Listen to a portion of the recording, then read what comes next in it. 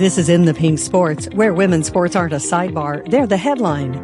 I'm Flynn Cassidy, journalist, fan, and unapologetic champion of women's sports. And every week we bring you the moments that move the game, from record-breaking performances to the conversations reshaping the future of athletics. Because the truth is, women's sports aren't having a moment, they're building a movement. If it's bold, if it's groundbreaking, if it's pushing the game forward, we're talking about it. The NCAA Women's Final Four is beginning to take shape, but it's not fully set just yet. 2 teams have already punched their tickets. 2 more spots are up for grabs. And that's what makes this moment so compelling. We're going to break down how we got here, what the remaining matchups mean, and what the championship picture could look like once the field is finalized. We'll also take a look at what's happening across professional leagues and why women's sports continue to grow at a remarkable pace. Let's start with the teams that are already in. 2 teams have officially secured their place in the Final Four, the UConn Huskies and the UCLA Bruins. Let's start with UConn. In their Elite 8 matchup, UConn defeated Notre Dame by a final score of 70-52. This was a game where UConn established control early and never let it go. They built their lead through disciplined offense and strong defensive positioning. By limiting turnovers and forcing the difficult shots, they were able to dictate the pace from start to finish. Now over to UCLA. The Bruins defeated Duke by a final score of 70-58. This game unfolded very differently. UCLA trailed at the break, but in the second half, they made key adjustments. They began to control the boards, limiting Duke's opportunities while creating second-chance scoring opportunities of their own. By the fourth quarter, UCLA was fully in control and closed out the game with confidence. So already we see 2 very different paths to the Final Four. UConn with control and execution, UCLA with resilience and physical dominance. Now let's talk about the teams still fighting for those final 2 spots. Among the top contenders, the South Carolina Gamecocks and the Texas Longhorns. They're not just good teams, they're championship caliber programs. South Carolina brings depth, defensive intensity, and experience. They're a team that can win with physicality and discipline, and they're comfortable in high-pressure situations. Texas, on the other hand, is known for its toughness. They rebound aggressively, defend with intensity, and they're capable of slowing the game down and turning it into a physical battle. Depending on how these games unfold, the Final Four could feature multiple number 1 seeds, or we could see a surprise team break through. And that uncertainty is what defines March Madness. Let's look ahead at those possible matchups now. UConn versus South Carolina. Now, that would be a matchup of experience and discipline. UConn's ball movement versus South Carolina's defense. UCLA versus Texas. That would be a physical defensive game. Rebounding would be critical and possessions would be limited.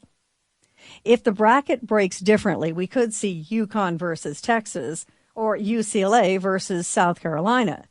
Each of these matchups presents a completely different strategic challenge. And that's what makes the Final Four so compelling. There is no single path to victory. Every matchup creates a brand new game. If we want to look into the crystal ball a little bit, if UConn advances, they'll likely bring strong guard play, efficient offense, and defensive discipline. If UCLA advances, expect interior dominance, rebounding control, and defensive pressure. If South Carolina should make it, depth, experience, and physical defense would be their trademarks. While if Texas advances, toughness, slower tempo, and half-court execution would mark their performance. At this moment, and hold on, born and bred in Southern California, I have to say UConn still looks like the most complete team. But depending on the matchups, teams like South Carolina could absolutely disrupt that path. Now let's shift to the National Women's Soccer League. San Diego defeated Portland by a score of 3-1, taking control early and holding on to it. Seattle shut down Kansas City 3-0, scoring all 3 goals in the first half. Orlando defeated Chicago by the same score, showing strong offensive coordination. And Washington and Utah played to a 1-1 draw with a late equalizer. In the Professional Women's Hockey League, it was Seattle over New York by a final score of 4-1. Seattle established control early and maintained consistent pressure throughout. Checking out the business side of the game, women's sports continues to grow. Attendance is rising. Just take a look at this. The WNBA, 3+ million fans last season. The NWSL, 10,000 in the stands per match. And the PWHL, 600,000 plus attendance early on in the season. Viewership's going up as well. Investment's expanding too. This isn't any kind of trend. It's what you call momentum. This week's athlete to watch, slam dunk, no pun intended, Lauren Betts of the Women Bruins basketball team. Her ability to control the game defensively and on the boards makes her one of the most impactful players in the tournament. She's going to be one to watch. Now your rapid fire 5. 5, 4, 3, 2, 1. The NCAA Women's Final Four is still being finalized. UConn and UCLA are locked in.